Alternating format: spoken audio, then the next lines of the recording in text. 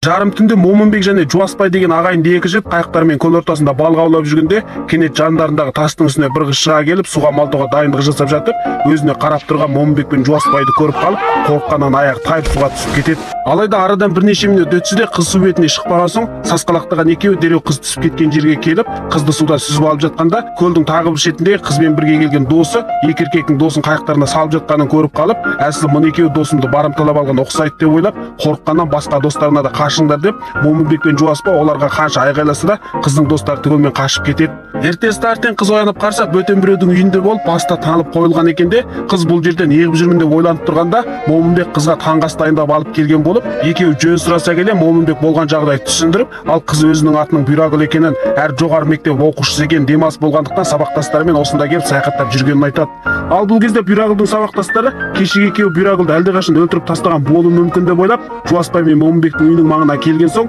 барлығы ақылдаса келе біреу сақшы шақыруға кетіп, тағы біреу үйге жақындап жағдайды білу міндетін алып, қалғандары бір шетте бұғынып тұрады. Ал бұл кезде Жуаспай үйінің артында төк арасымен ағаш кесіп жатып, байқаусызда ағаштың қуысында араның ұясын бұзып алғандықтан аралар үйірілмей шығып, Жуаспай талай жөнелгенде, жан таппаған Жуаспай аралардан құтылу үшін бас ауған жаққа қашып еді. Жаңағы үйді барлауға келген жігіттің алдынан шығып, қорыққан жігіт мынау мені өлтіруге келе жатқан ұқсайды деп ойлап, жанталаса қаша жөнеліп, жігіттің өзінен қорқып қашып бара жатқаннан бейхабар Жуаспай да аралардың қуғынан жалғасты қашып, екі орталықта қашқан жігіт байқаусызда бір ағашқа соғылып, ағаш қарын тесіп өтіп нақмайдында өліп, ал бұны көрмеген Жуаспай аралардан жалғасты қаша береді. Бұл кезде ештеңеден де бейхабар Момынбек пен Бұйрагүл үйде алаңсыз қарта ойнап отырған болып, бір кезде аралардан қашып құтылған Жуаспай үйге оралып, ара шаққан жеріне біраз дәріс епкен соң Момынбек екеуі сыртқа шығып, Бұйрагүлдің сабақтастарын тауып, Бұйрагүлдің үйде екенін, ал жаңағы өлген жігіттің өзінен өзі қашып өлгенін түсіндіруге аттанады. Ал бұл кезде Бұйрагүлдің сабақтастары жаңағы жігіттің өлігін тауып алып, бұны сөз жоқ Жуаспай өлтіріп кетті деп тұспалдап тұрғанда, бұл жерге Жуаспай мен Момынбек те келіп, Бұйрагүлдің сабақтастары осы маңда болуы мүмкін деп ойлап,